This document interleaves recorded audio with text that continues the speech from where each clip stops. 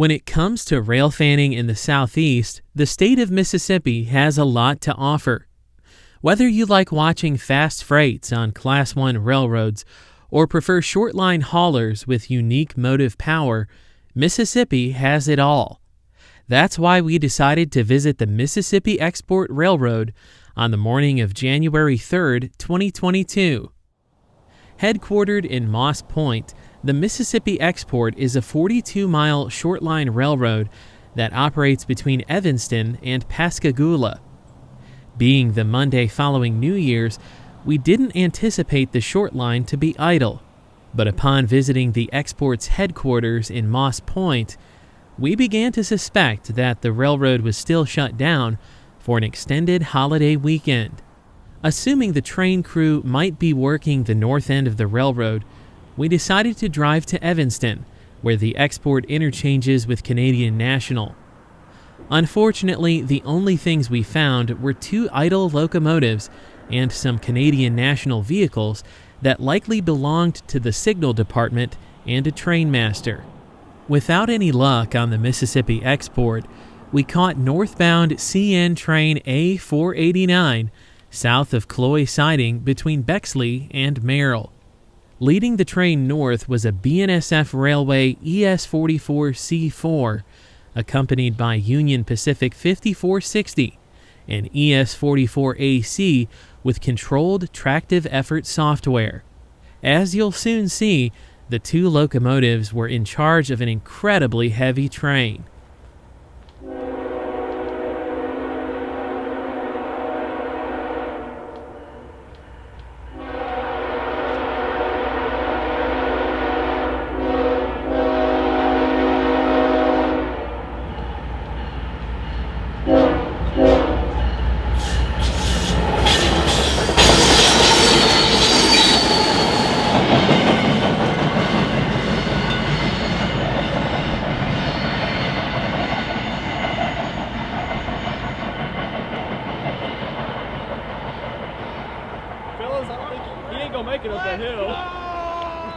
Closing in on Hattiesburg, Mississippi, we caught the short train once more at Moned, also known as Mixon's Mill. The old Augusta Railroad connects with CN nearby and runs north to Georgia Pacific's large paper mill in nearby New Augusta.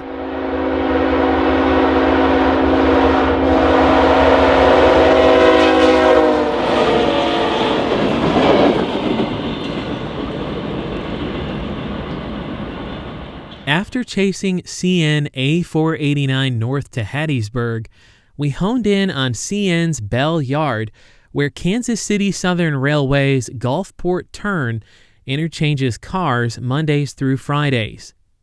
With the Canadian Pacific Kansas City merger looming on the horizon, we wanted to document this unique stretch of railroad during its final chapter under KCS ownership. Just after 4 p.m., we heard the familiar sound of an air horn as KCS Job 16 was approaching from the south with a quartet of EMD 40 series locomotives in charge of the train.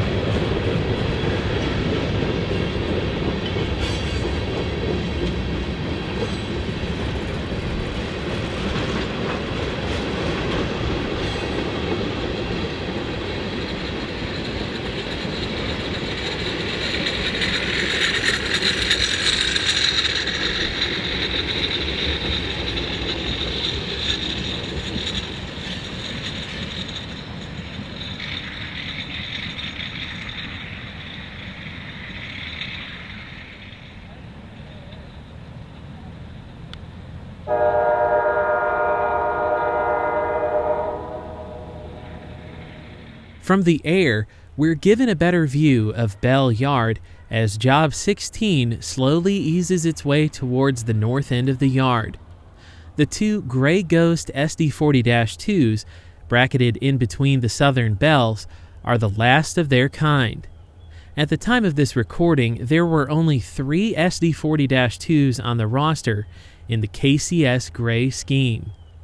The train crew would set out GP40-3, number 2899, for CN to take back to Jackson the next day.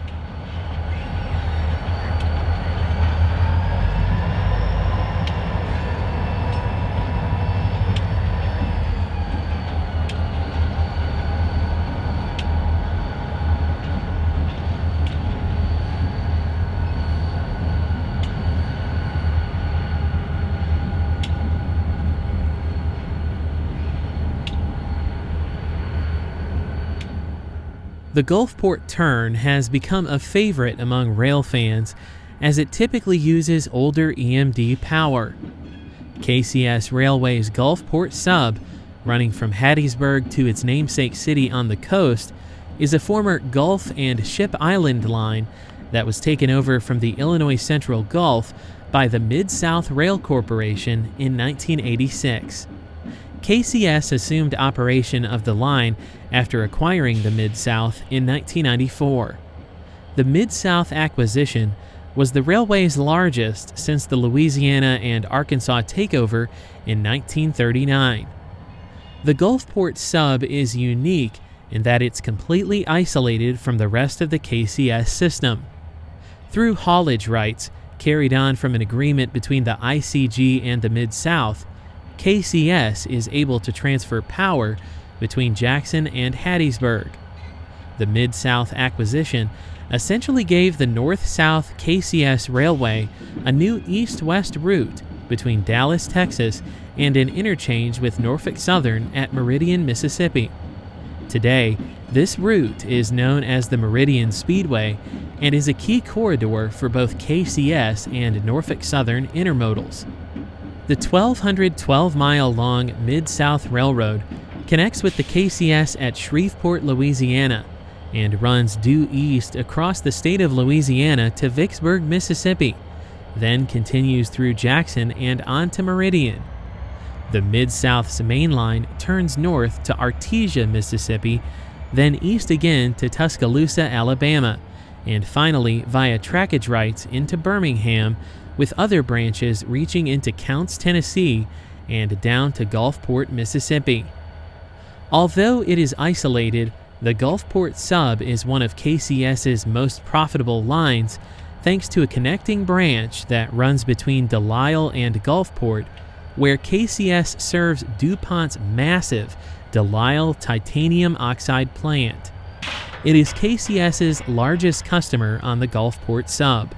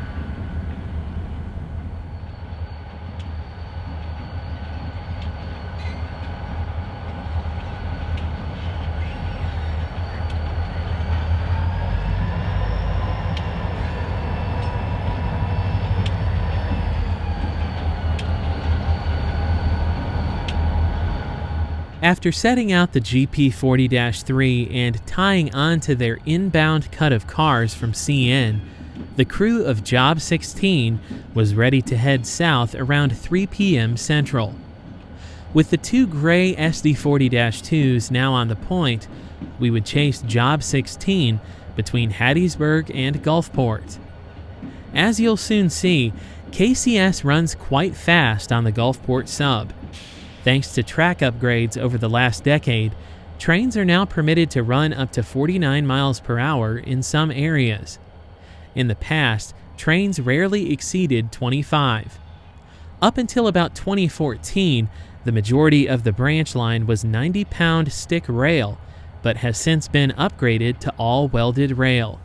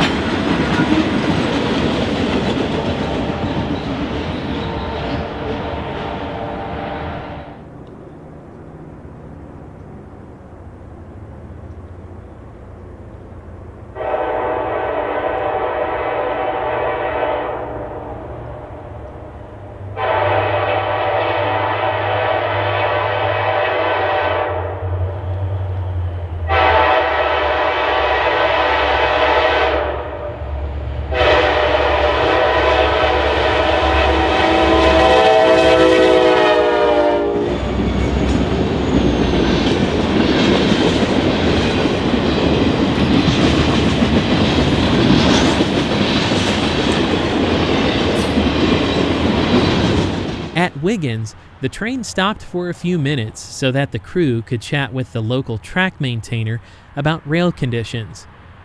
Wiggins is the county seat of Stone County and has a population of 4,400.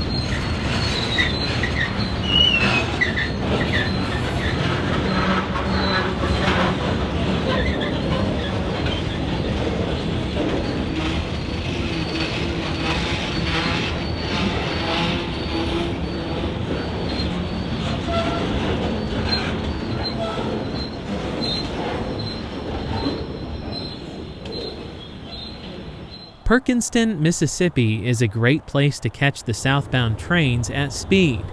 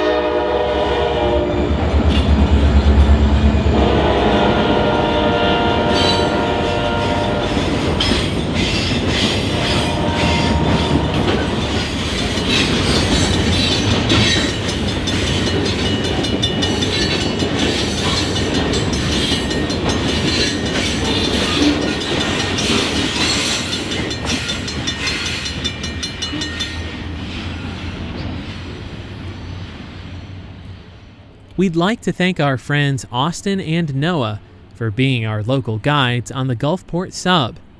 Thanks to their guidance, we were able to walk away with some top-notch footage of KCS.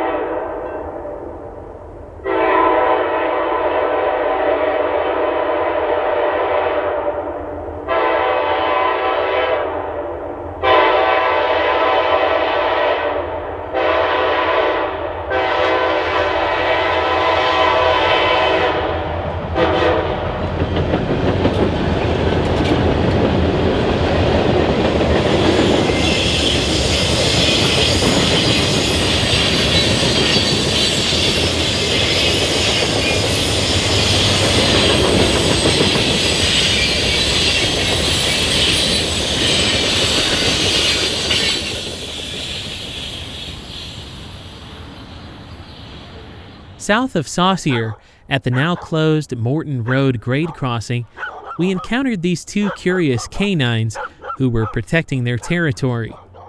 KCS trains have to work up grade at this location, so aside from the barking dogs, it's a great place to record the EMDs working hard up the hill.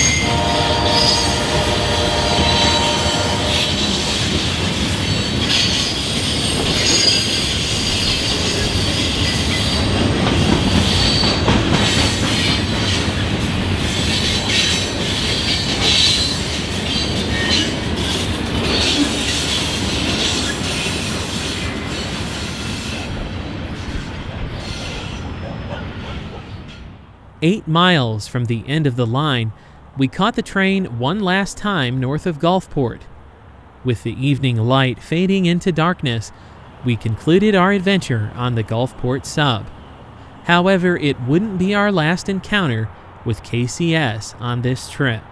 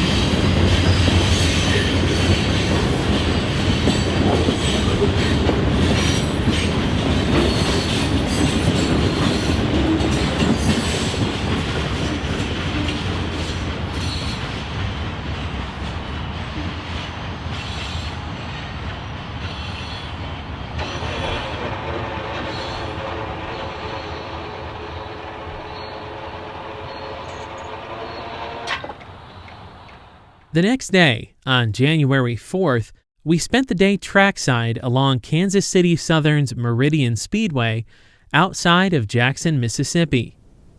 In the early morning hours, we found the Rankin Turn east of Brandon as it was returning to KCS Railway's High Oak Yard in Pearl.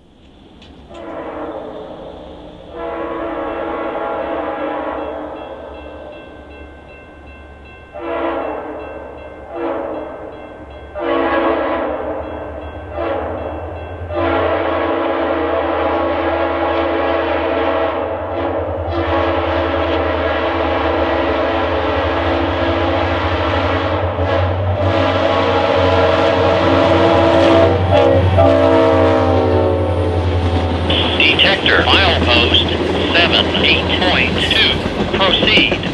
Total axle 5-2. Speed 4-2. Train is westbound. Detector out.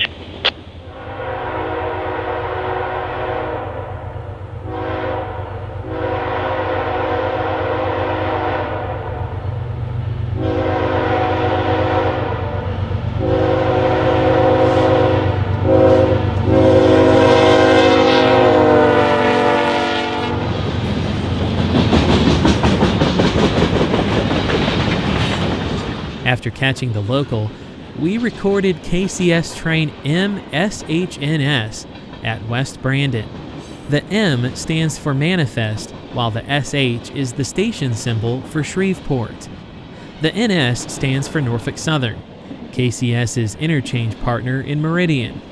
The train will become NS Manifest 340, which runs between Meridian and Irondale, Alabama.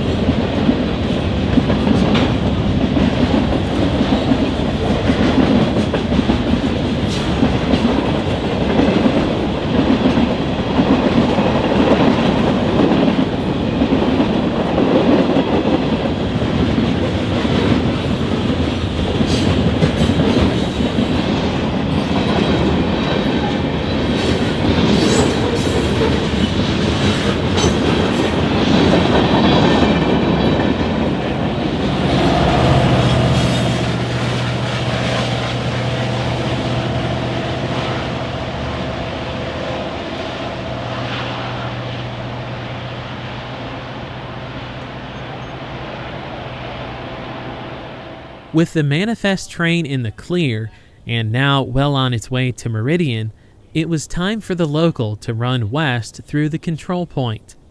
CP West Brandon is where the turn job serves a small General Motors parts factory.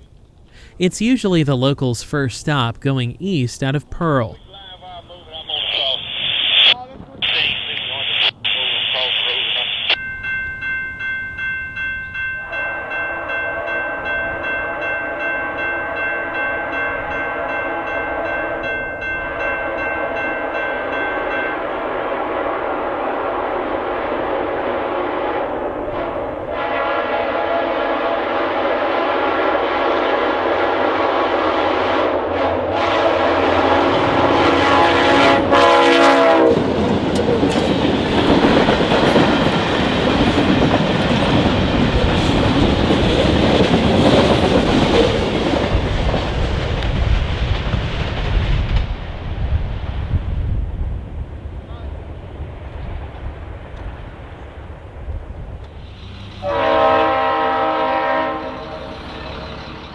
Jumping ahead, we caught the train once more at Pearl as it was arriving at High Oak Yard. This busy flat-switching yard is KCS's Jackson Hub. It's also an intermodal terminal.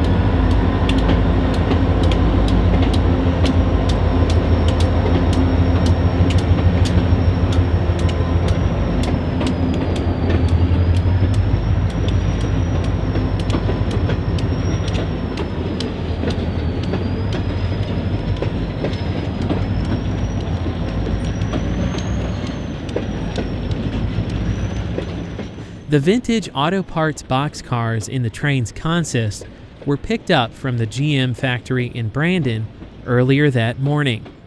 The tank cars on the rear were either from Messer or the Sand Hill Group east of Brandon.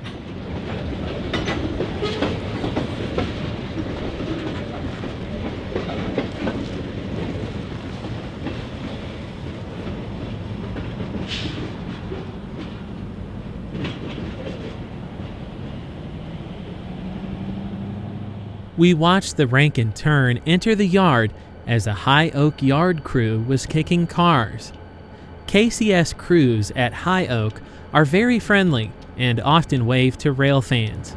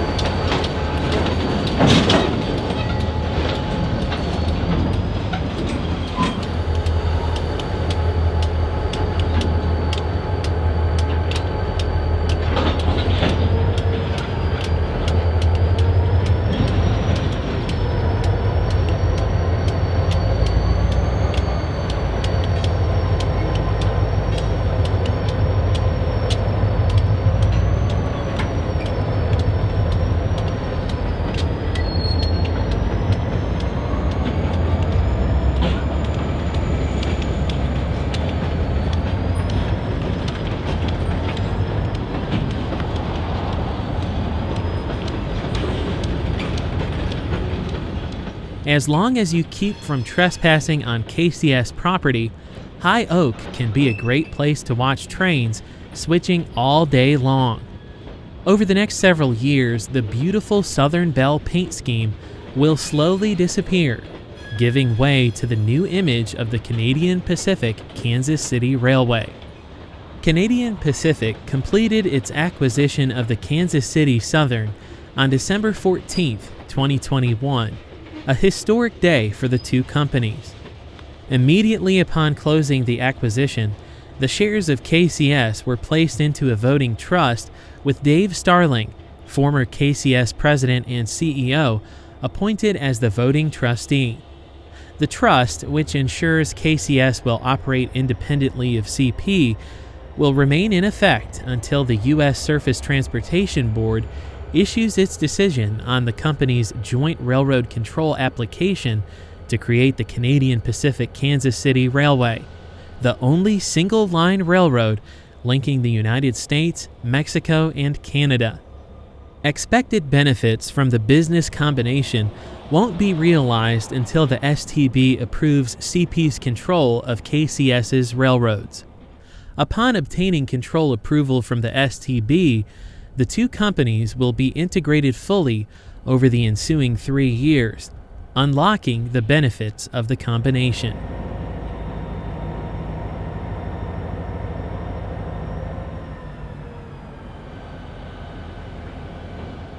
After spending time at High Oak Yard, we decided to venture over to Canadian National's North Yard, where a special locomotive was hiding at the south end of the yard.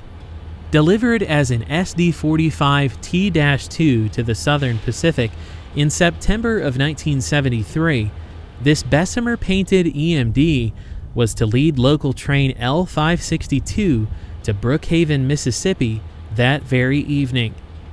Unfortunately, the south end of the yard was virtually inactive, and with no train crews present, we took a closer look at the 907. Note the smiley face on the sand filler cap. Bessemer's tunnel motors were rebuilt in 1999 and 2000 from Southern Pacific and Cotton Belt units. Numbers 901 through 906 were rebuilt by the Boise Locomotive Company, and numbers 907 through 910 were rebuilt by the Duluth, Mesabi, and Iron Ranges Proctor shops. These locomotives were the first and only turbocharged EMDs owned by the Bessemer and Lake Erie. They are equipped with an EMD 16-cylinder engine versus the 20-cylinder SD45 prime mover, and were downgraded from 3,600 horsepower to 3,000. They're also equipped with Qtron locomotive control systems. These locomotives also feature the newer Bessemer logo, numbering font, and recessed Mars lights inside the numberboard housing. CN acquired the Bessemer by purchasing its parent company's rail assets, Great Lakes Transportation, in 2004 for an estimated $380 million. Since 2015, CN has slowly been repainting the 900 series BLE locomotives into their corporate scheme. With this in mind, we were excited for the opportunity to document this locomotive leading a train south on the main line. As we were waiting for the L562 to depart for Brookhaven, we noticed southbound coal train C738 with a single ES44AC departing the yard. The coal originated from the Pond Creek Mine in Marion, Illinois, and is bound for the Convent Marine Terminal in Convent, Louisiana. We decided to jump ahead of the southbound coal train in hopes of catching it at Elton Junction, along with the L562. To our surprise, its northbound empty counterpart, the C739, was fast approaching from the south. It looked like we were about to get a meet. Leading train C739 North was Tier 4 GVO number 3049, which was built by GE in Fort Worth and delivered to CN in early 2016.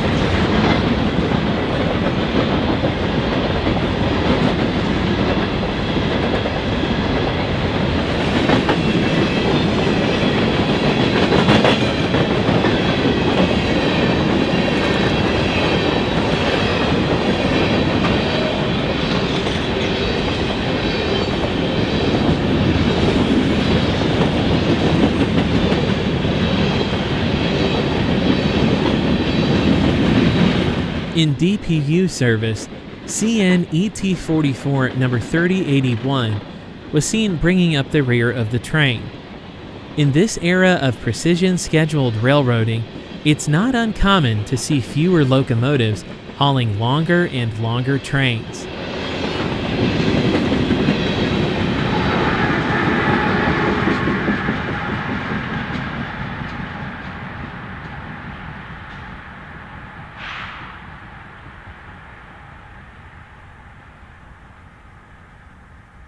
With the northbound train in the clear, we reverted to the sunny side of the main line to record the southbound coal train.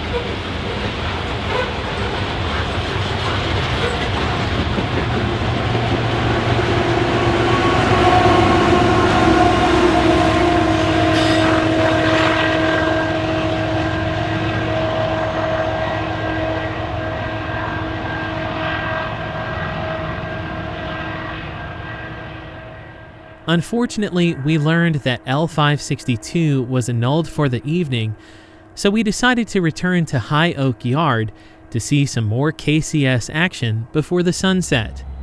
Thankfully, we weren't disappointed and found these two Southern Bell SD70 Max building a train at the east end of the yard. The two EMDs were originally built for KCS Railway's Mexican subsidiary, the TFM, in the fall of 1999.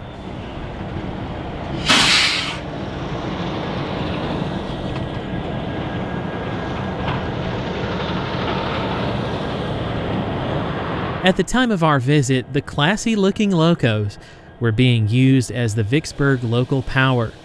With the sun literally setting on the KCS, the Vicksburg local has become a railfan favorite, with many traveling great distances to photograph the train before it becomes a CPKC train.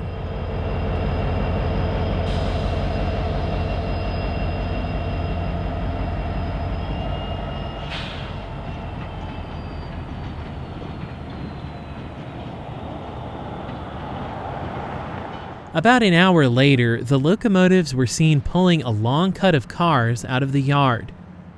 With daylight fading fast, this would be our last train of the day. We were hoping to have better luck with the Bessemer engine the following day.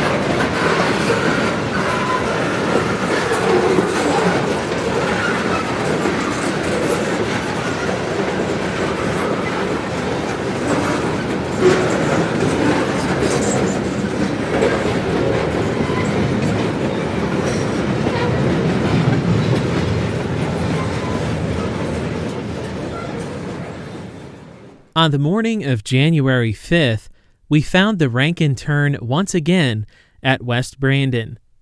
The three-man crew is a rarity in this day and age of modern railroading. Note both the conductor and the brakeman riding the shove over the crossing.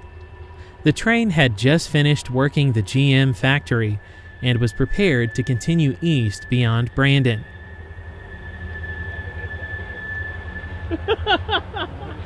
He said they're multiplying. It happens this time of year.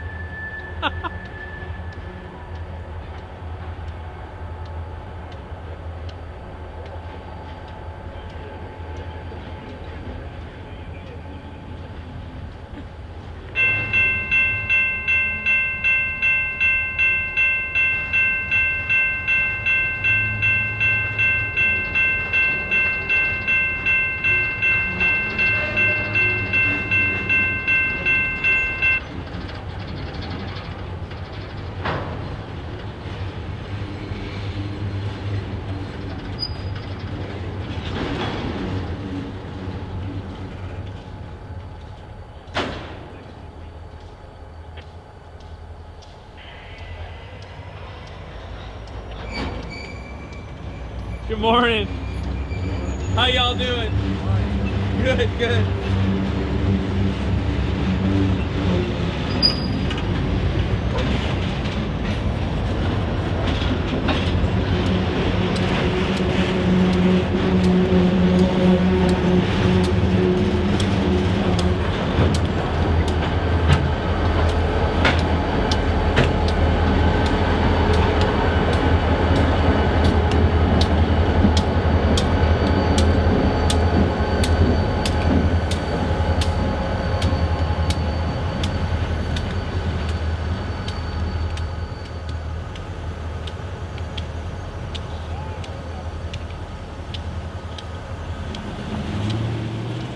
With their train now on the main line, we decided to set up our cameras at East Brandon to record the pair of Southern Bells running at track speed.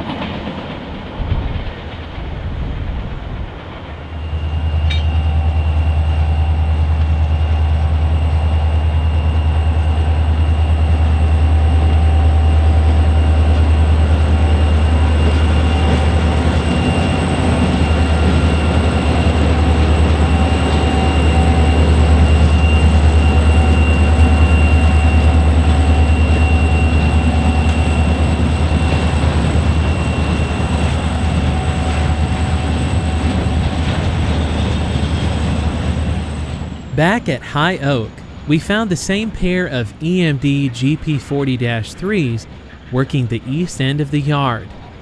The friendly train crew was pulling yet another long cut out of the yard in order to have headroom while building an outbound train. With the corporate identity of KCS likely to disappear within the next several years, many of these train crews are accustomed to local rail fans who want to document the final days of this prosperous railroad. They understand that they are part of the company's final chapter as America's smallest Class 1 railroad. Knowing this, every crew was beyond friendly to us and even waved as they passed by. This was also true from our visit to the Gulfport Sub 2 days prior.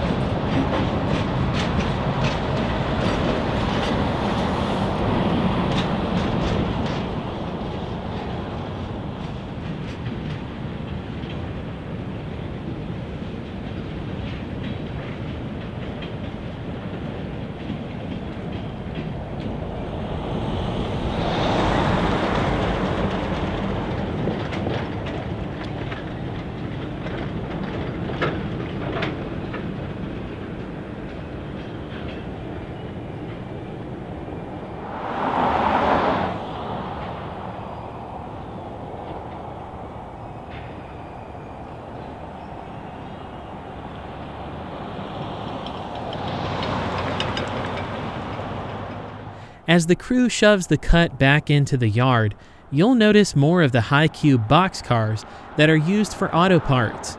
Those cars likely came in on the Rankin Turn.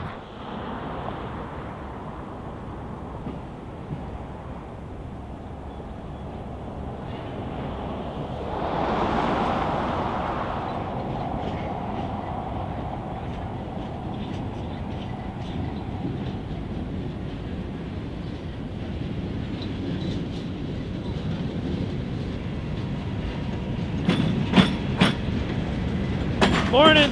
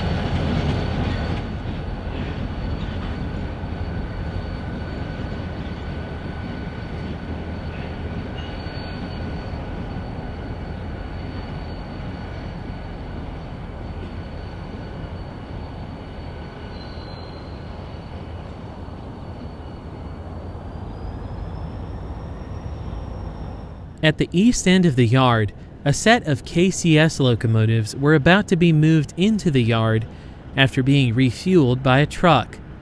These units will be placed on the head end of a Meridian Speedway train.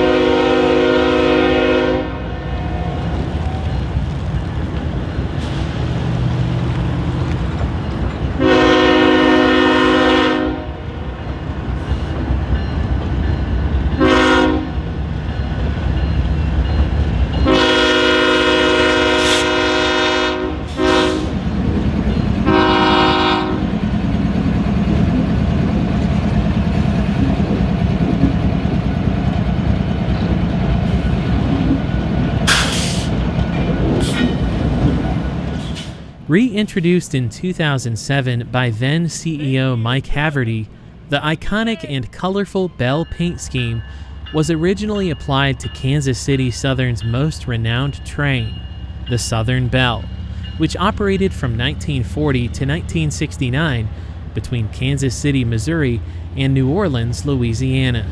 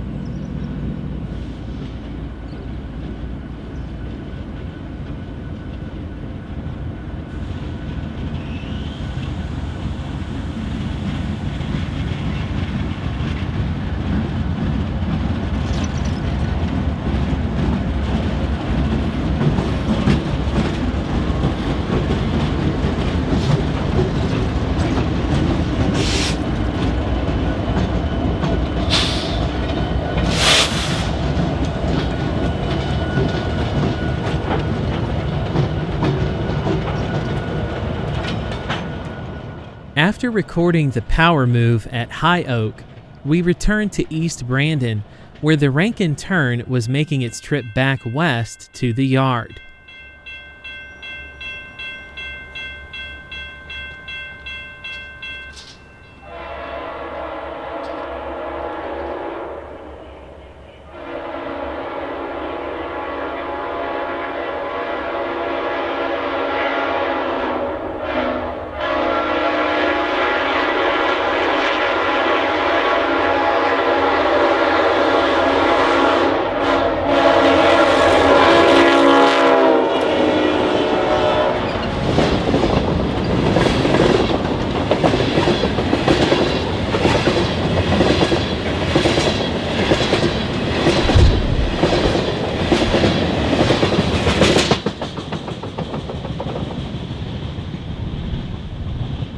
East of Pearl at Control Point West Whitfield, the L536 was placed into the siding where it would wait to enter the yard for several hours.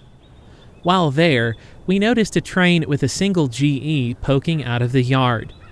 The train was being built at High Oak and needed more headroom. After about 30 minutes of switching, it would clear up for this eastbound intermodal train with 3 Union Pacific units in charge.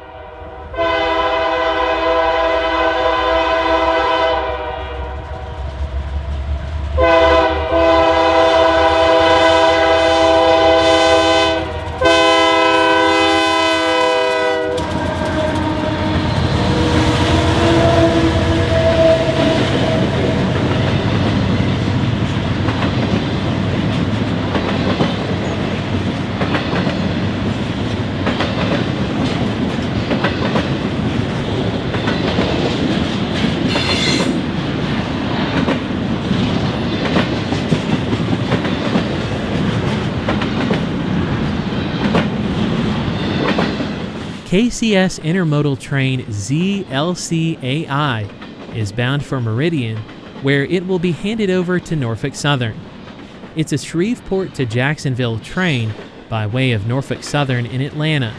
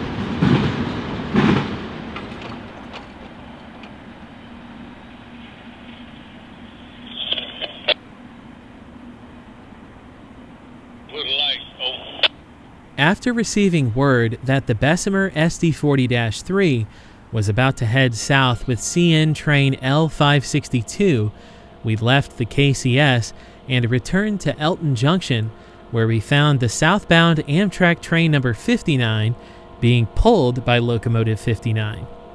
This train is the City of New Orleans.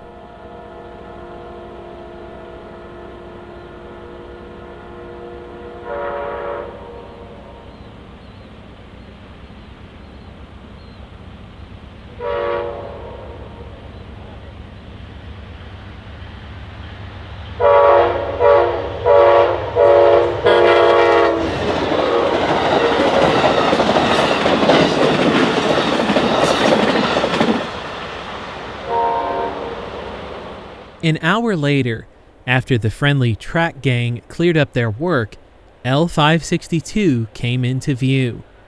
We were thrilled to finally document this locomotive leading a train on the Gulfport Sub. As mentioned, this train runs between Jackson and Brookhaven, where it interchanges with the Natchez Railway at Central Junction.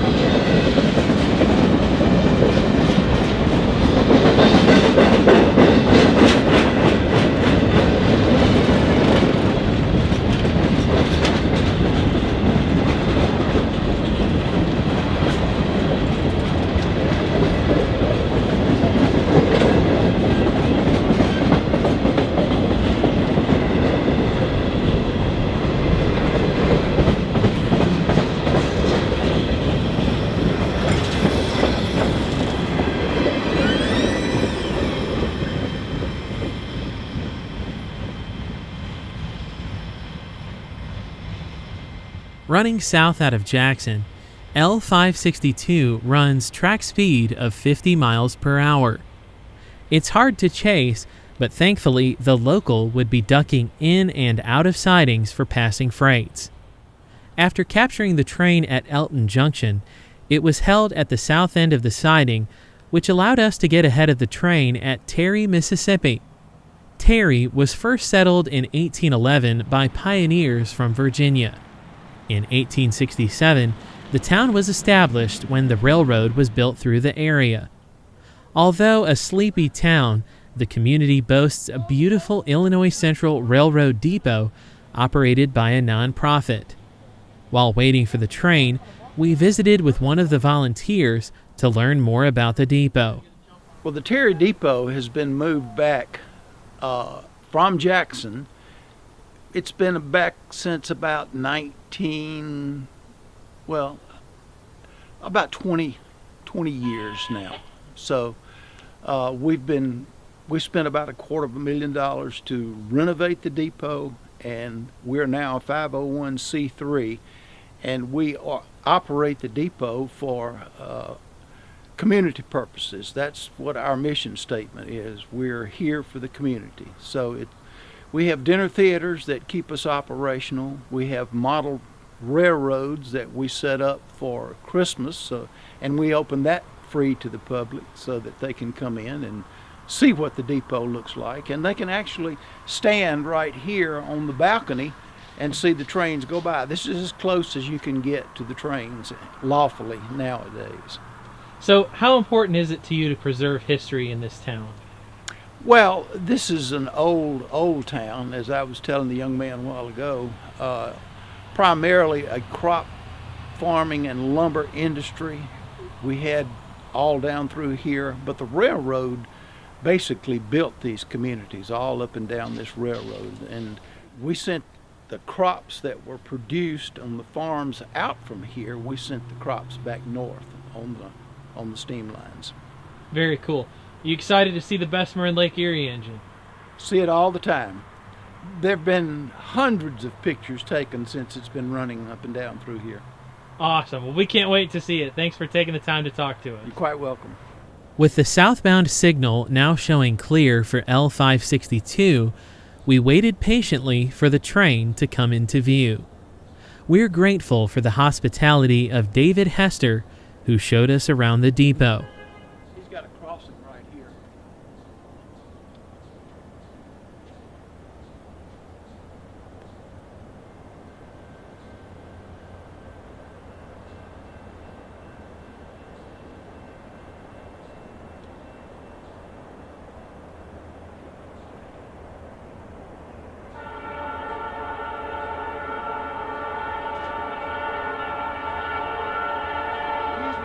SD40 is the lead engine.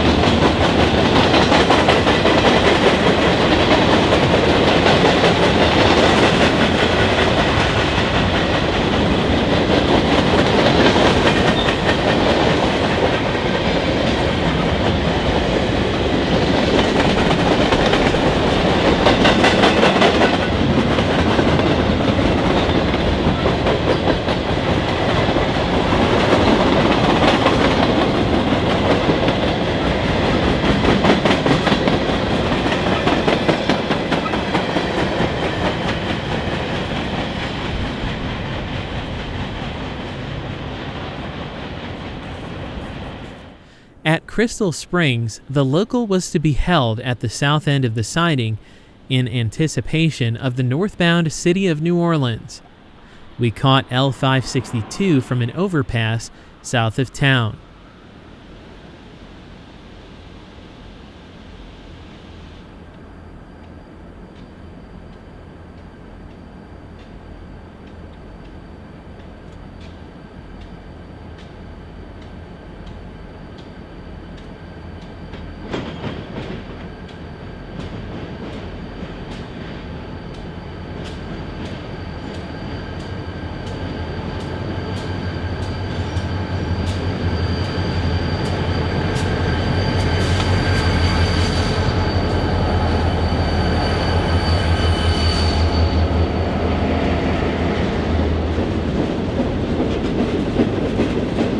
From the south end of the siding, we observed the train as the crew patiently waited for the northbound Amtrak.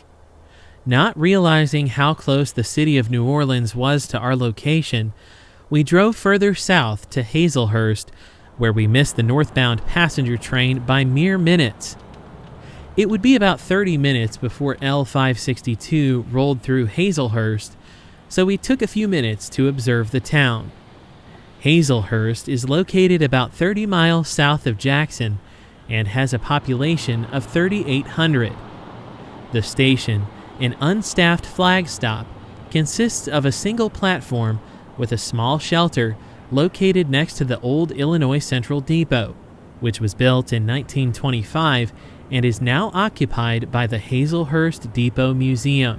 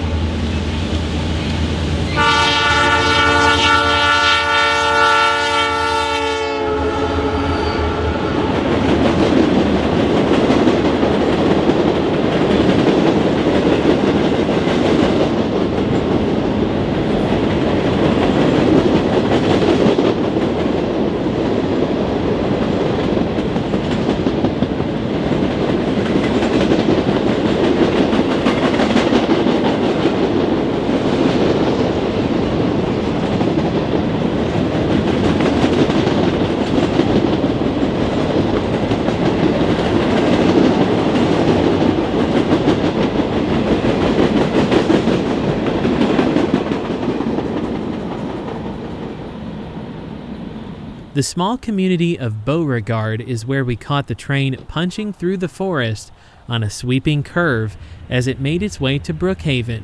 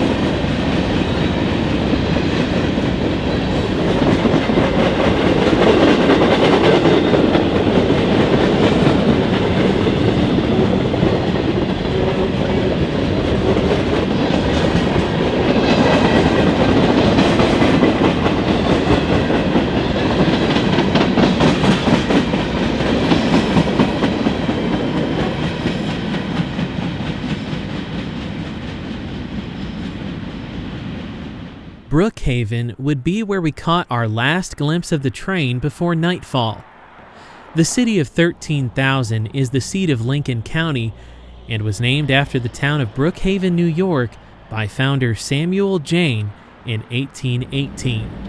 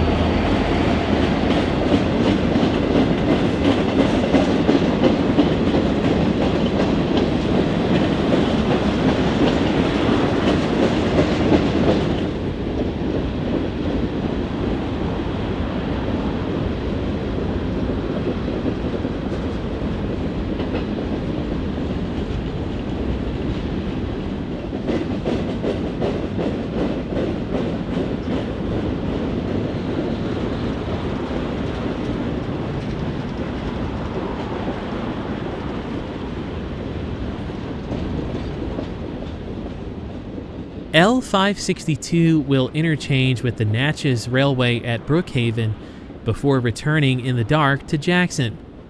Natchez is known for its unique roster of older GE locomotives. We hope you enjoyed our presentation of Kansas City Southern and Canadian National in the Great Magnolia State. This will be our first of many visits to the area in hopes of documenting more of these two railroads as well as short lines in the near future.